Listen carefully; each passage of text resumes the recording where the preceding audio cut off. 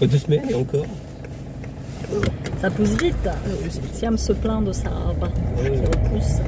J'espère que vous allez bien. Bah, écoutez, on va se commencer un petit vlog tranquille. Là, nous partons de bon matin à la Sécu. Parce que moi, j'ai réussi à commander ma carte de Sécu internationale quand on part en Espagne sur le site Amélie. Mais gros souci avec Siam, depuis qu'il est étudiant, depuis qu'il a sa propre carte de Sécu, bah, on n'arrive pas à lui créer d'espace. C'est simple, c'est compliqué. Chaque fois qu'on essaye, ça met erreur, et ça fait des mois que je dis qu'on doit aller à la Sécu. Donc là, on va y aller définitivement parce qu'il nous faut cette carte pour partir en vacances. Je sais jamais. Il y en a qui me diront mais non, une semaine, ça sert à rien. On sait jamais, une entorse, une insolation, n'importe quoi. Donc, faut être. Moi, je suis quelqu'un d'hyper prévoyant, peut-être trop. C'est un qui me regarde comme ça. Mais voilà, au moins s'il arrive quelque chose, on pourra pas me reprocher de ne pas avoir prévu le truc, tu vois. Donc voilà, on file à la Sécu. Il fait beau aujourd'hui. Hier, il a fait super chaud. Hier, dans la maison, j'ai regardé la température, il y avait 26. Et il continue à annoncer du beau temps, sauf que ça va dégénérer à un moment. Tu vois, t'as été venu de la route, t'as acheté sa voiture pompier, il faut que ça soit plus. À un moment, ça va dégénérer en gros orage, et puis ça va faire un peu de bien, parce que mine de rien, il peut pas tant qu'il. Donc voilà. Quelque chose à rajouter, Minouche? Minouche n'a rien à rajouter. Minouche est en pleine réflexion sur son avenir professionnel en fait. Hier nous avons eu une discussion et parce que comme vous savez, Siam a pour projet d'ouvrir une librairie, mais c'est une librairie. Ouais, je ne sais même pas si on dit librairie en fait pour ce que tu veux. Il veut ouvrir une boutique de manga. Avec des livres de manga, peut-être un peu de jeux vidéo, des Gundam, tu sais, des grosses figurines japonaises là, des petits fanarts, des posters, des t-shirts, enfin j'en sais rien, tu vois, tout ce qui est avec tout ce qui est dérivé des produits un peu japonais, un peu asiatiques, parce qu'il est très très fan de Goldorak, tous ces trucs-là. Et en fait, moi je pense que le meilleur choix possible c'est d'ouvrir une boutique, mais pas une boutique physique. À Amiens c'est pourri. Il y en a une, elle s'appelle Bulle en Stock, ils ont le marché en fait, hein. Ils ont tout le marché, ils ont le monopole du truc. Donc moi je lui ai émis l'idée de se lancer sur internet en fait, d'ouvrir son e-shop mais en ligne. Qui serait immense vu que voilà, c'est pas physique donc tu peux y mettre plein de trucs. T'as beaucoup moins de contraintes qu'en physique, c'est moins cher. Se mentir, c'est moins cher. Moi c'est vrai qu'il y a quelques années j'avais dit que j'aimerais bien ouvrir ma propre boutique mais bon tu peux pas quoi, tu dois payer un loyer de 3000 balles. Déjà en centre-ville à Amiens, H&M est parti, H&M a fermé, ils avaient un loyer en centre-ville de 17 000 euros, 13 000 ou 17 000 euros. Pourtant H&M c'est un gros groupe, hein. Ils ont essayé de renégocier le montant du loyer et le propriétaire n'a jamais voulu donc du coup ils partent, ça fait un gros truc vite, je sais pas ce qu'ils vont faire à la place, apparemment c'est un monoprix apparemment qu'ils vont faire à la place. Non, ici à Amiens, on est une petite ville, je te dis pas encore à Paris, ça pourrait marcher, mais maintenant de toute façon quoi qu'il arrive, quand t'as une boutique, quand t'as une boutique physique, il te faut un site internet, quoi qu'il arrive. Ce que je lui ai dit, si on retourne en confinement à cause du Covid, la boutique elle va fermer. Tu peux pas psychologiquement et financièrement assumer une boutique qui ne vend rien. C'est pas possible. Alors que sur internet, confinement ou pas confinement, moi j'ai beaucoup vendu pendant le confinement de bijoux. Et t'as beaucoup de boutiques style Jennifer, Zara, tous ces trucs-là qui ont beaucoup parce qu'elles vendaient beaucoup sur internet. Donc, et t'as des boutiques qui n'existent que sur internet. Donc moi je pense que internet est la bonne alternative pour ce que tu veux faire. Donc comme je lui ai dit, voilà, entre deux, c'est soit il poursuit une formation interforme, parce que la fac il veut laisser tomber, ça ne le passionne pas, je le comprends. Je veux dire, il n'avait jamais cours, les profs étaient jamais là. Il a tenté l'histoire, ça ne le passionnait pas. Il s'est réorienté en géo, ça le passionne encore moins, franchement.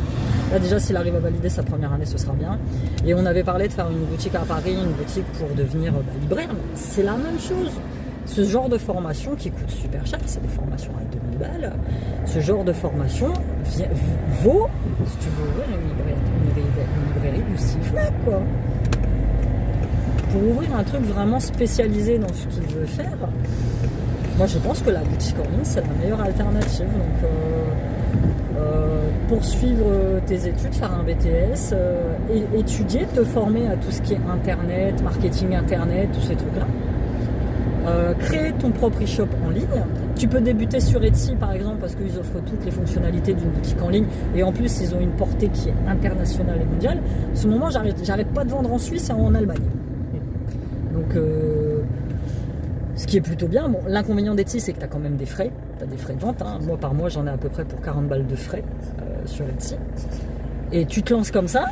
Tu trouves en parallèle un petit job pour faire rentrer de l'argent et après tu te lances avec un vrai site internet, la publicité, les réseaux sociaux qui vont avec. Tu peux déléguer ça à un gars qui va te faire toute ta pub sur les réseaux sociaux, tu sais, et puis ouvrir une chaîne YouTube, pourquoi pas, pour parler de ta boutique et pour montrer tes nouveautés, ça se fait aussi. Faire des partenariats avec des gros fans de manga, des gros youtubeurs manga qui a sur YouTube, et tu lances ta boutique, et un jour tu vas en vivre, t'arrêtes de faire ça, et tu te consacres qu'à ça. Tu pars à la Japan Expo, tu pars au Japon, dégoter les dernières nouveautés, les derniers trucs, t'importes, tu trouves de bons fournisseurs, tu deviens auto-entrepreneur. Moi je pense que franchement c'est l'avenir, c'est ça. L'avenir c'est internet, c'est les boutiques en ligne, c'est tout ça. T'as la plupart des gens qui se lancent, c'est des e-shops, hein, c'est des e-commerce, c'est plus des boutiques physiques. À un moment j'avais parlé, tu sais, d'ouvrir une espèce de comment on appelle ça, de petites boutiques de créateurs. Ça c'est faisable parce que ça serait pas que moi, c'est une boutique de créateurs, multi-créateurs, où plein d'autres créateurs avec moi exposeraient, on se partagerait le loyer, tu vois, ça c'est un truc qui est encore faisable. Parce que moi je suis dans le domaine de la création, la bijouterie, tu peux exposer des vêtements, mais lui dans le domaine où il est, Japon, c'est un peu plus compliqué, et pourtant c'est super populaire, hein. C'est super populaire. Les gamins de maintenant ne jurent que par ça. Donc moi je pense qu'il y a un bon filon à faire là-dedans. En France, il n'y en a pas tant que ça de ce genre de boutique. Hier on a regardé, il y en avait quasiment pas sur Etsy. Il n'y en a quasiment pas. Toutes les boutiques comme ça, de manga, tout ça, on a regardé un peu sur Etsy, il y en a très très peu qui sont en France, je crois que j'en ai vu qu'une. Ouais. Donc après il faut s'y consacrer à fond et puis il faut dégoter des perles rares, quoi. Tu vas pas vendre des mangas que tu auras acheté sur Amazon, tu vois. Beaucoup plus cher, alors que sur Amazon tu peux les trouver moins cher. Il faut vraiment que tu te spécialises dans les trucs vraiment manga, avec pourquoi pas des livraisons sur Amiens. Il y en a beaucoup qui font ça, hein, mais qui voilà, il faut réfléchir, il faut y penser. Moi je pense que si s'il prend bien avant la fin de l'année, sa petite boutique elle peut. De toute façon je vous en ferai de la pub sur la chaîne évidemment. Je vous en parlerai, hein, parce que mon but à moi c'est de l'idée de le soutenir et voilà, d'être là. Je l'aiderai autant que je peux. Et puis franchement il peut faire quelque chose de super sympa qui corresponde entièrement à ce qu'il veut. Et il a tout, il n'aura pas ces contraintes qu'il a avec une boutique physique. Payer le loyer, payer les charges, payer les gens qui vont bosser avec toi. Avoir un comptable, ça tu l'auras par la suite, mais sur internet c'est quand même beaucoup plus simplifié. Donc, voilà, on va réfléchir à tout ça.